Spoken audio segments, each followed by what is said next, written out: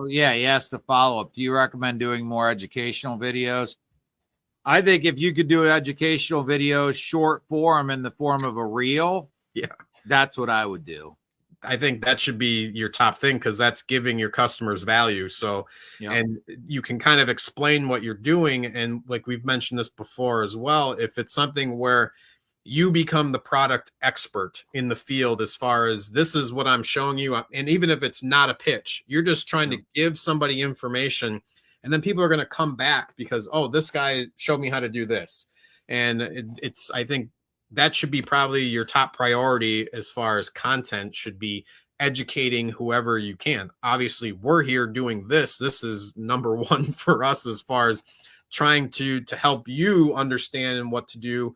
And it's obviously something that is helpful to a lot of people. So I definitely think this should be something. He mentions, hey, this is your name, the benefits of mobile window tinting. Yeah.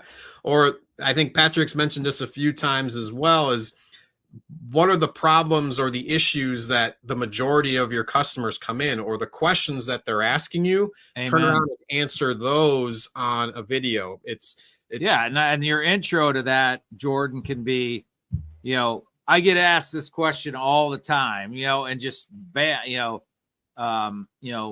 you could even do some funny reels where they lead in and like the pull or the hook is the top 3 questions I get asked about window tinting.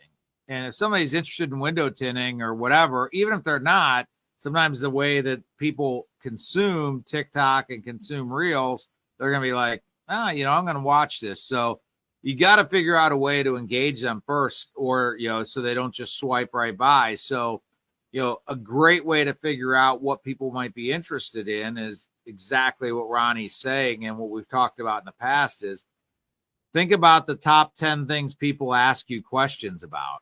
That's the first 10 things I'd potentially, hey man, I see what you're saying, Jordan, that you're bad at acting, but you got to get comfortable with it, man. You don't have to be, an Oscar winning actor. In fact, I think sometimes people actually respond better to just like, transparent, real. So I think that though, if you have something to talk about to where you're like, imagine at scale, you're saying, hey, I get asked this question 5 times a week.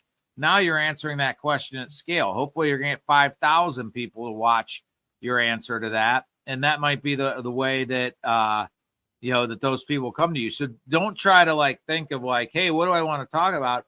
Allow your customers to sort of dictate what you talk about.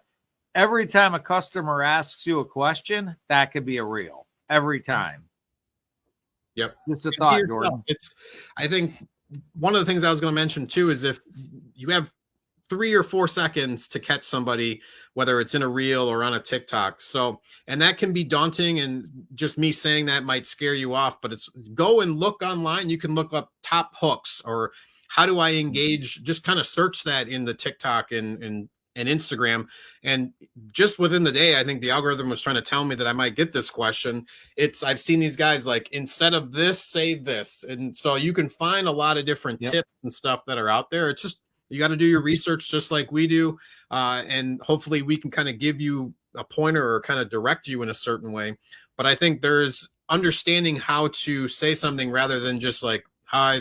And even if you are just yourself, that if you're quiet, you're reserved and shy, take a few times. You don't have to post the video as soon as you do it. You could do practice for a week and kind of just record yourself and get comfortable staring at yourself in the video, because that's can be something that's daunting as well. As no one likes taking selfies. But if you're thinking like, I'm talking to a customer, so I have to get over this whatever anxiety issue or just not wanting to stare at myself, you get more comfortable the more that you do. And even if you can go back 2-3 months down the road and be like, hey, here was my original one. This one's funny because I was so awkward, and you can turn that into content down the road. So you could even do like a series, like top questions asked at a tint shop. Number one, like I see a lot of TikToks where they pull people into future ones or pull people into following because they have like number 1, number 2, and they do them in separate things.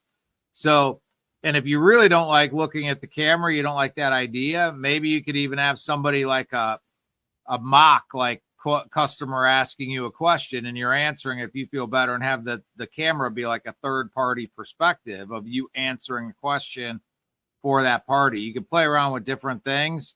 What I would not recommend is thinking about what you're going to say so much that you have it like scripted. Like it's like you turn the camera on and it's like you're reading from a teleprompter or you're reading from a script.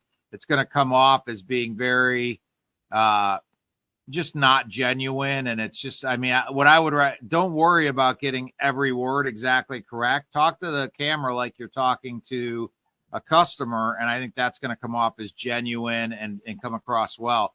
If you try to think, man, I'm going to memorize the 5 sentences I'm going to say, it's just going to feel stiff and it's not going to come off good.